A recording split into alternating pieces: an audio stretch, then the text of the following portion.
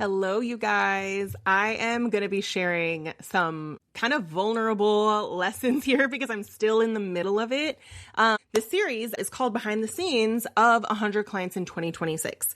So this is me showing up the way that I have appreciated others showing up, mentors of mine, and just people that I respect, where they're not just waiting to share and be like, I'm only going to share what goes well. I want to share as I'm working through this because we're not even halfway through the year. And I'm happy to report that in Q1, I brought in 30 clients, which is wild, like literally never before. But I also was marketing, approaching all of this completely differently. So out of the 30, I believe 25 of them were category of 1. 3 of them were private clients and 2 were 90-minute intensives. So I'm going to count all clients for this goal of 100 clients in 2026. And I wanted to let you in on really what I'm changing in my actual business, in my process, in my mindset, in my identity, in how I'm showing up, because this to me, as somebody who has only sold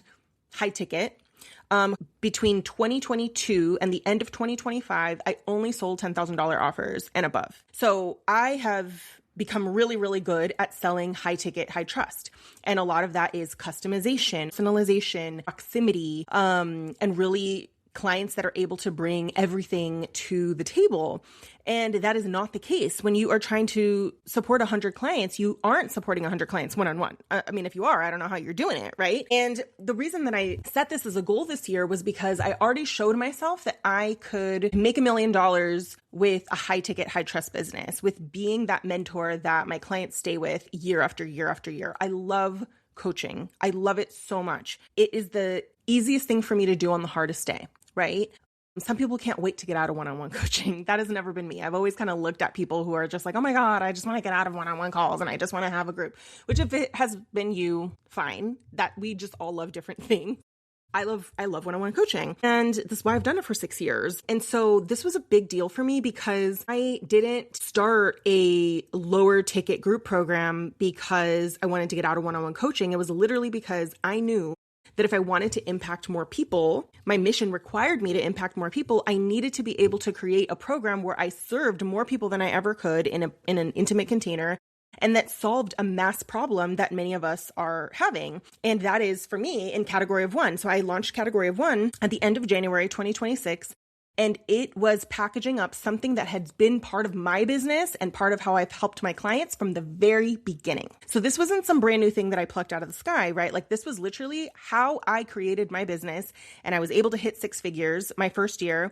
It was what I was doing when I still had a full-time role as a marketing director. I had a 2-year-old, a toddler. So this is really like high impact, high trust, and content that is you, content that feels like you, being invited to speak, being invited to podcast before I had ever landed a client. Like literally story selling changed my life. And I was like, I need to teach this to more people. And it doesn't always require a $10,000 investment. And so my offer, category of 1, really just came from me looking at what has always worked for me and looking at what was always present with my clients every single time and packaging it up. But as with anything else, when you have a program, this doesn't mean you get to bring any and every single thing to this program, because that is not what it is. When you launch a program, this doesn't open that door up. It means you come to this program for this specific thing. And this also meant a lot of shifts that I'm going to share with you today. So in this episode, part 1, selling your process, not proximity. That is part 1 of the shift that I made, is selling a process, not proximity to me. So when you are selling proximity, it means someone's close to you. They can talk to you directly. Proximity means customization. It means personalization. It means you meet the person where they are. It means all of these custom things. But when you launch a program that can hold 100 clients, that literally would be unhelpful for everybody in the program, right? So that required me doing what I'm going to share with you is what are some of the shifts that I had to make in order to sell my process for story selling, not proximity to me. So I'm going to show those 5 shifts. And then after that, I'm going to let you know what to expect in part 2 of this series. And even if you aren't trying to hit 100 clients this year, but you just want to get better and more efficient at serving the clients that you have, or you want to get more specific in your marketing, because one gap that I've noticed in a lot of my clients is you talk about what you do, but you're not telling me how. Like, how do you do that? You probably have intellectual property or processes that you aren't talking about. The sellable stories process helps people identify, like, how do you actually help them? What's in your process? What's in your IP? Because that's ultimately like what people want to know. They're not just like, oh, okay, I'm going to help you behind the scenes in some cryptic way. Like, no, exactly how are you going to help them? So that's a big part of this, is like, now I'm really just doubling down on the fact that I have a process. This process has worked for me. This process has worked for all of my clients, and now getting better at teaching it and streamlining it versus the process coming out of my mouth on coaching calls every single time, right? So that's the biggest shift that I'm going to walk you through. So there are 5 shifts that I'm going to share. And regardless, like I said, of where you are, if you are wanting to get better at talking about your process, packaging up your process, delivering your process, testing your process, and being able to possibly, even if let's say if you're working with clients one-on-one, or whether you have an agency model, any of that, this is going to help you actually serve more clients without necessarily more of your time, because you can do this by leaning into a process more. So let's dive in. So the very first shift that I had to make in order to sell my process, not proximity, was to actually document my IP, my intellectual property, document my process. This seems almost like common sense, like, yeah, of course, but there's a lot of people who will avoid doing this because they're just relying on, oh, I'm just going to respond to this client. Oh, I have a call with this client. Oh, this person asked a question.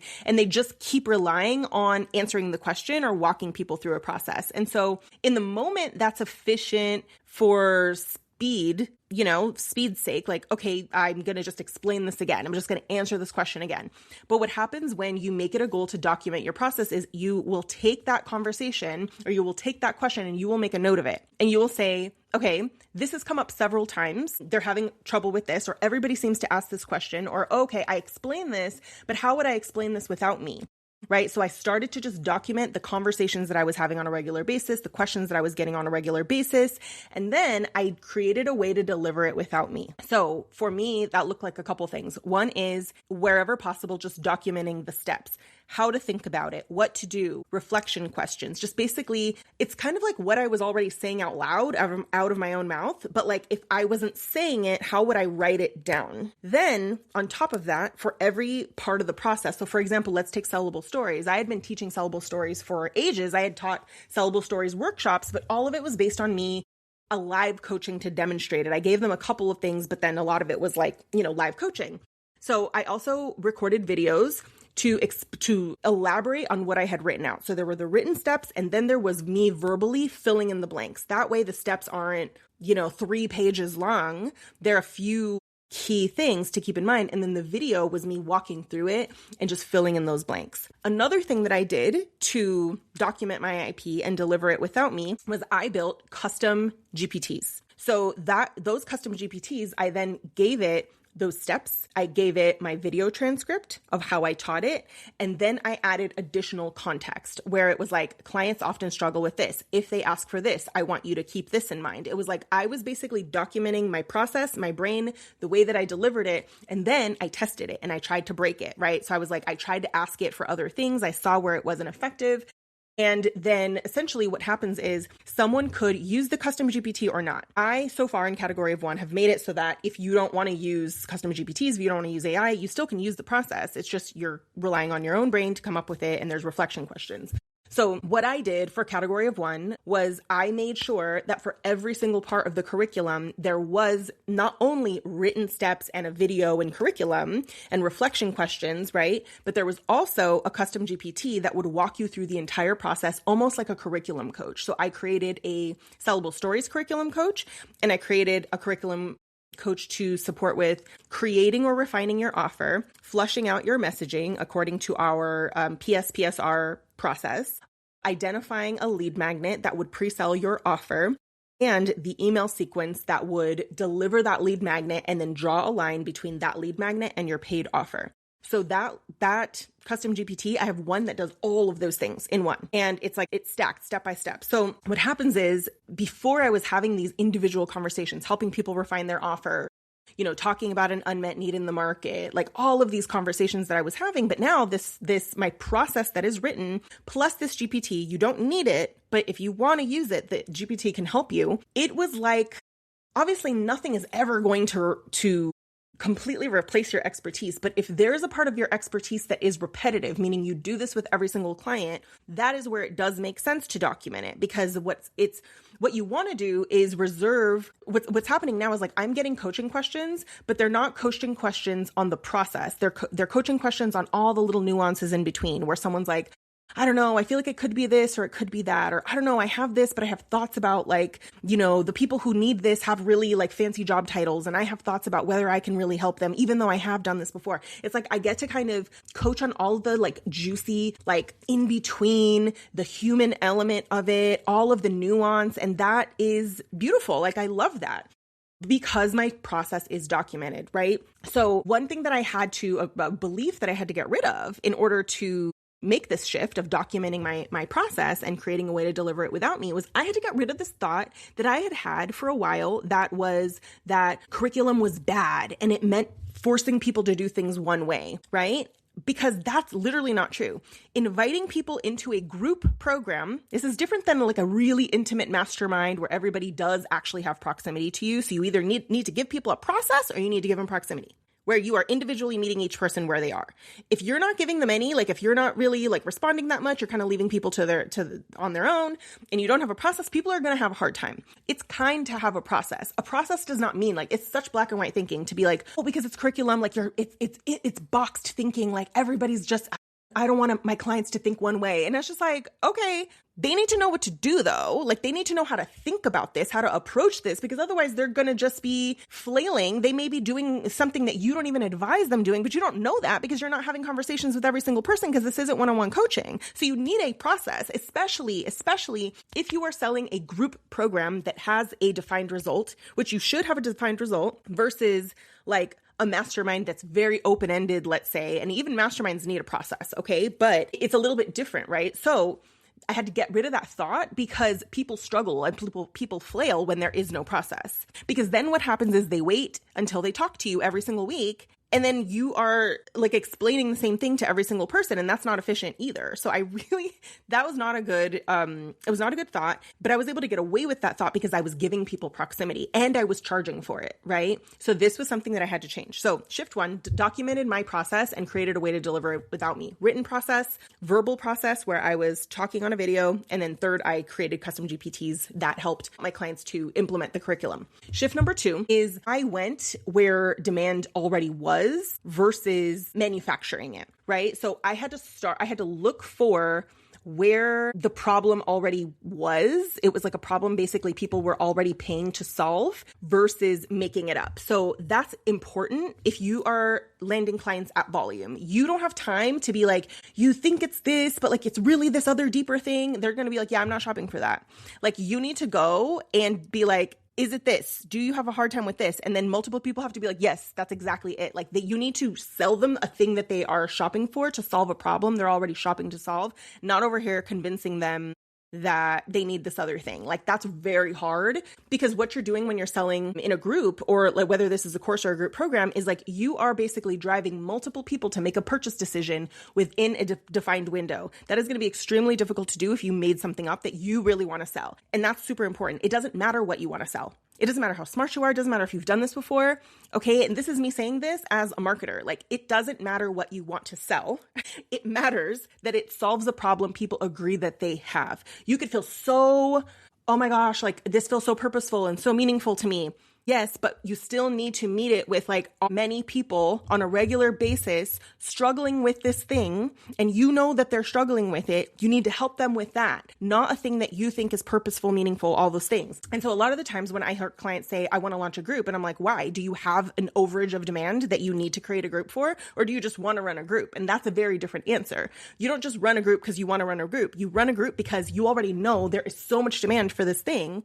And that's why you run it. And because you're like, oh, I've solved this problem many times before. You shouldn't be launching a group on something you've never done before. Like you need to walk people through this before you then scale the process, right? So you have to go where demand already is and solve a problem people already agree that they have, and they're already paying money to solve it.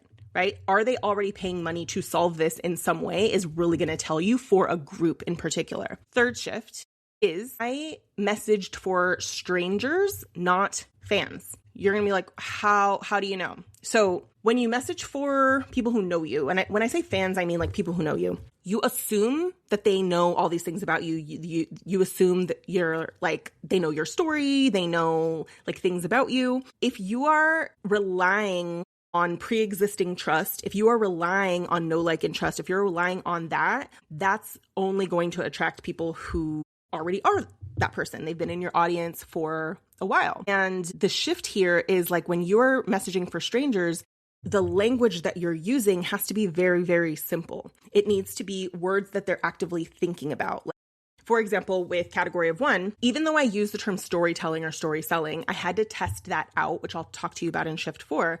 But I really focused it on getting visibility and clients from content. Are there these other things? There's messaging, there's positioning, there's making sure that you are meeting an unmet need in the market. There's lead magnets, there's funnels, but people aren't shopping for lead magnets and funnels and necessarily positioning even. They're shopping for clients from content.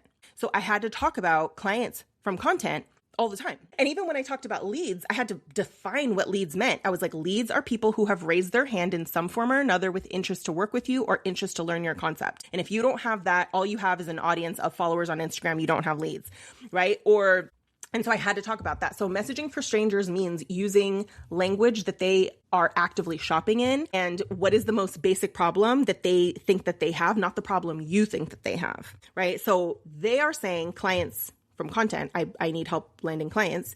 And I know that what they need is a clear offer that meets an unmet need, not an offer they just feel like selling because they want to. They need clear messaging to talk about this offer. They also need a way to generate leads to move their followers and their online audience and all of their visibility and funnel it into their email list. So that way, if you do a podcast appearance, if you're at a networking event, if you do go live with someone, if you post somewhere, if you post on Threads, if you post on Instagram, if you post on LinkedIn, you are making that visibility sticky, and every single person there is going to be invited into some sort of a lead magnet that's going to build trust from them. So I had to help them do that. But they were shopping for clients from content, which ultimately is the result, right? That's what I help them with. However, there's all these other things that are very unsexy that are part of the process, and they all lead to the result that they want, but you can't lead with those things because that's not what they're shopping for. That's the how, right? That's not the what. So shifting to having messaging for strangers, not just fans, means that. It means like focusing on the problem that they know that they have that they're wanting to solve and using very simple terms to talk about it. Fourth shift is I tested demand for the concept that I was going to sell, which was story selling. I tested demand by pre-selling the method, which was story selling, right? I tested it through a free offer, which was a lead magnet, and I tested it through a paid offer, which was a 90-minute intensive. This is so important because if people don't opt into a lead magnet about your thing, they're not going to buy an offer about it. So this is a reason why with my clients, they'll avoid it and they'll try to do other things. And and I'm like, okay, let's get you your lead magnet, because a lead magnet is essentially someone is raising their hand to learn, get a little mini result from you, right? So what I did with testing demand was, number one, actually before I created the lead magnet, I sold 90-minute intensives that didn't require me to create anything. I just said, I'm offering 90-minute intensives called Sellable Stories Intensives. Not only are you going to uncover the stories you need to be telling in your marketing, but we're going to uncover where your positioning is off, where you're talking about something, but the unmet need is somewhere else, or maybe it's there, but it's the way you're talking about it is off. So we're going to get clear on the unmet need you serve, how your offer fills it, how your story is aligned to how you fill it. So it's going to strengthen your offer positioning, and you're going to walk away with the 3 stories you need to be telling in your marketing on repeat, which is your founder story, a hero story, and a process story. And you're going to talk about these all the time. You're going to know these stories, and you're going to understand how to write posts in a story selling way versus a descriptive way or a list way. You're going to know how to show versus tell, right? So I talked about this and I was like, and it's $4.97, it's 90 minutes.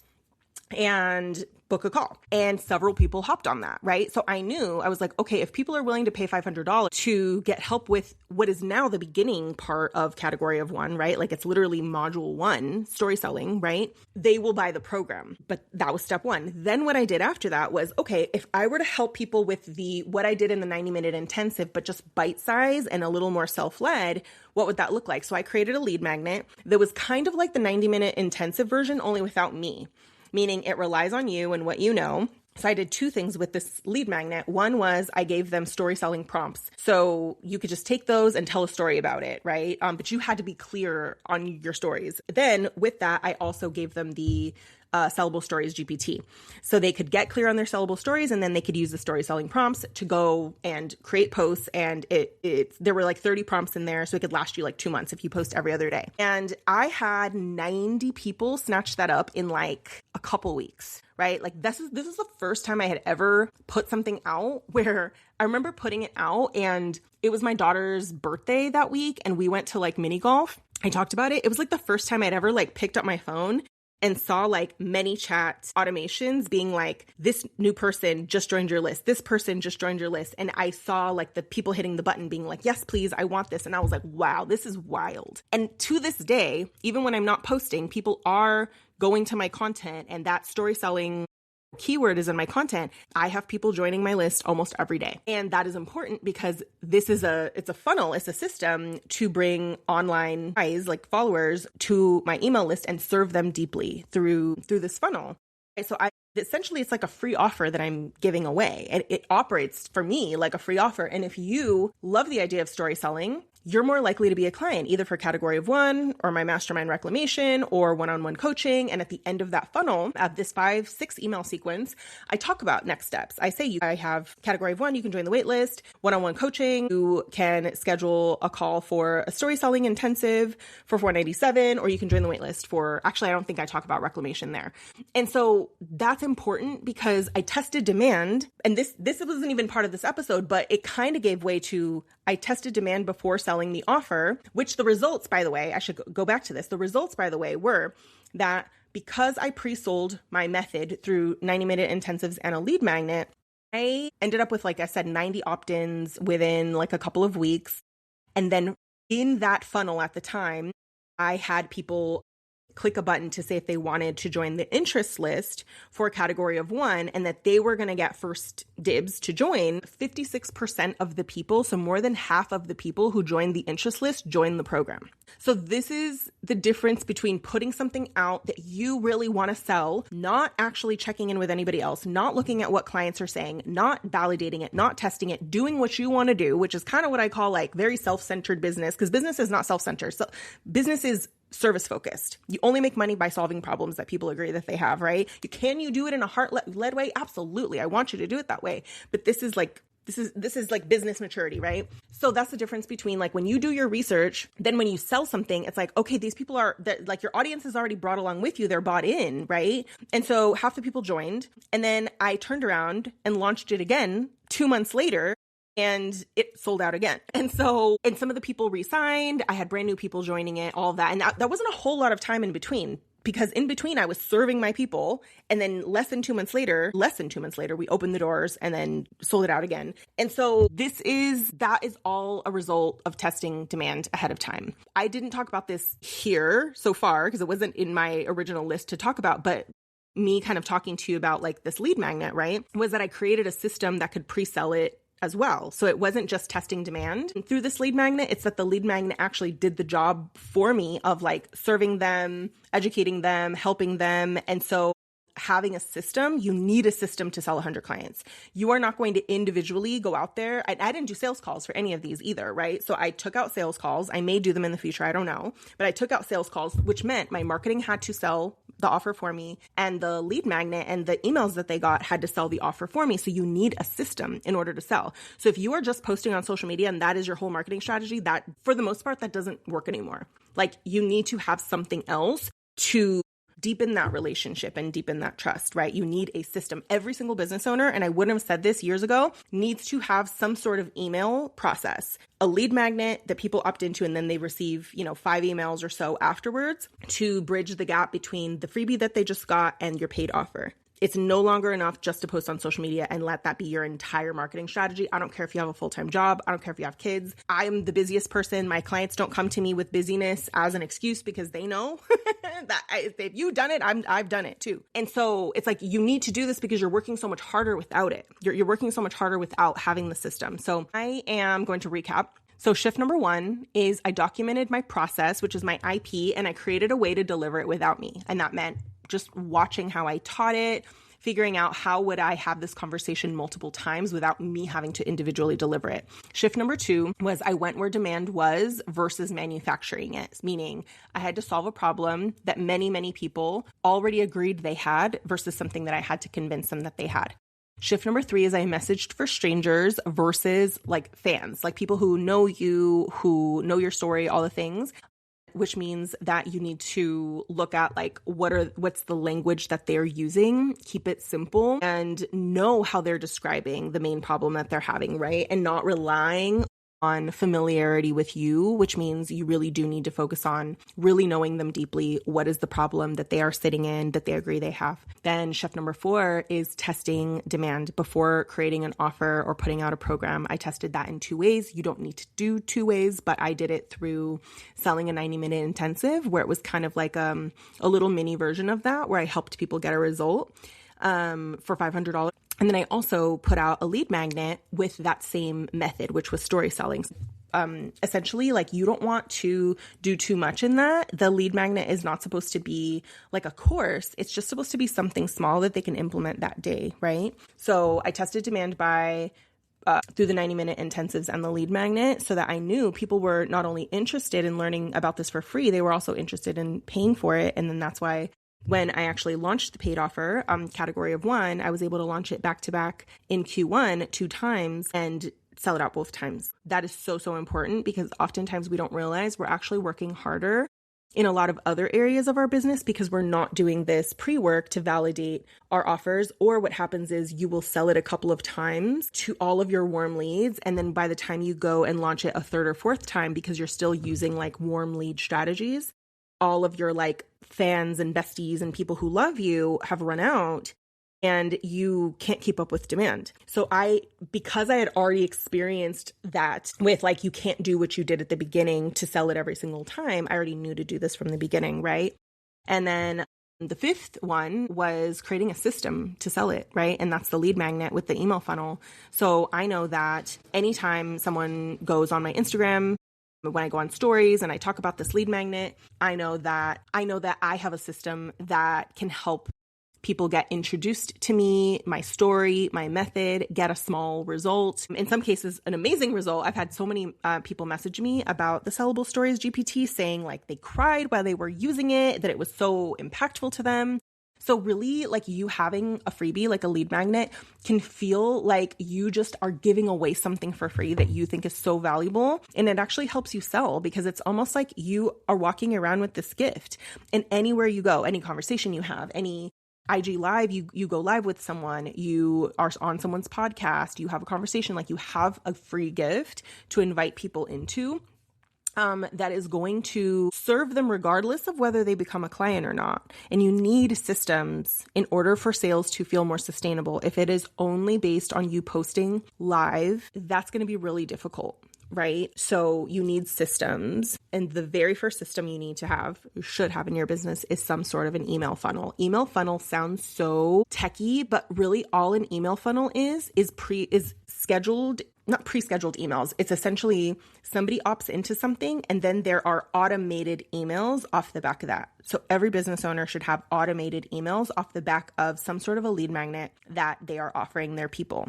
You could do that in Flowdesk. You can do it in MailerLite. You can do it in any email platform that you have. It's a very, very basic feature. And if you've been in business for a while and you never had that, you're not alone because I have seen that it's like we used to be able to just post on social media because we had more of a captive audience where we could pretty much trust that our people were going to see our posts. But now that the algorithm has shifted so dramatically, where most of your feed, a lot of it is suggested posts, things like that, we cannot rely on our followers to see our posts consistently, which is why our visibility needs to be stickier. Our visibility needs to be paired with an invitation to go offline and into their inbox, right? And that is where more of the sales relationships and that trust is built. Granted, do you want to keep posting? You want to keep going on Instagram stories? Absolutely. But those were the shifts. So this is part 1 of behind the scenes of 100 clients in 2026. In part 2, I am going to share more about how I'm having to change my mind, like my mindset, my identity to wrap my head around like this other way of doing business and how it's challenging my like eldest daughter of immigrants, mentality about how like it's only good if I do it, or it needs to be hard, or like everything needs to rely on me, or like, no, it's not. It's kind of like where you don't want to let anybody else help you because they're not going to do it as good as you. So that's kind of the same mentality that we'll use to not create curriculum and not create processes. But then you make it harder on yourself, and then you cap yourself, and then you subconsciously stop selling when you get too busy, and then you don't want to grow too much, or you don't want too many clients. And I'm like, I don't want that for us. Because the people who work really hard sometimes unnecessarily make themselves work harder, right? And I had to shift that same idea that like hard work was somehow more noble than systems, right? Because whether you want 100 clients or not, maybe you're just like, no, I just want, 10 clients a year, 15, 20 clients a year, whatever. You still need systems. Systems are going to make it so much easier. And the very first system you should have is, like I said, a lead magnet and a funnel that pre-sells your offer. And that is something that I help my clients do in category of 1. I have so many lessons that I based my whole strategy on because I've done like 7 or 8 different lead magnets over the years. I share the lessons of which ones converted. Some of them have brought in 6 figures, other ones flopped. I share all those lessons. So in the program, there's 4 different types that you can create. And depending on if you're more life coachy versus strategy, like there's different things that you can do to pre-sell your offer through a lead magnet. And we cover all of that in the program, in addition to story selling, messaging, offer, having an offer that is going to sell, how to talk about it in a very human way, how to integrate your story into that, how to take online attention and all of your different visibility, all of the different places that you are visible, and funneling them into this, essentially like this little mini free offer, which is your freebie, your lead magnet, and having that experience that you invite them into to properly onboard them into your world, introduce them to you, help them get a result, and then position that freebie to your paid offer. That's all of what we do in category of 1. And you know what? Now that I've done it and like I've really, really fully like leaned into this, I really see how like I am in a better position than ever before to impact an infinite number of people. And that's what my mission requires. Like I really thought about this and I was like, Maria, that's not even about you. Your mission is too big to be contained to one-on-one and proximity. Your mission requires you to help more people. So you need to be able to create those systems to support that. And I'm sharing this because I know that a lot of daughters of immigrants like me, like feel this way too. But like I said, in order for us to bring our missions to more people, we all are going to have to make similar shifts. So I'll see you in part 2, where I do talk about the mindset shifts and the identity shifts that I'm having to make in order to make these shifts for 100 clients in 2026. And stay tuned. Where am I going to hit it? I don't know. We will see, but I'm going to share what I'm learning along the way. All right, y'all. I'll see you in the next episode.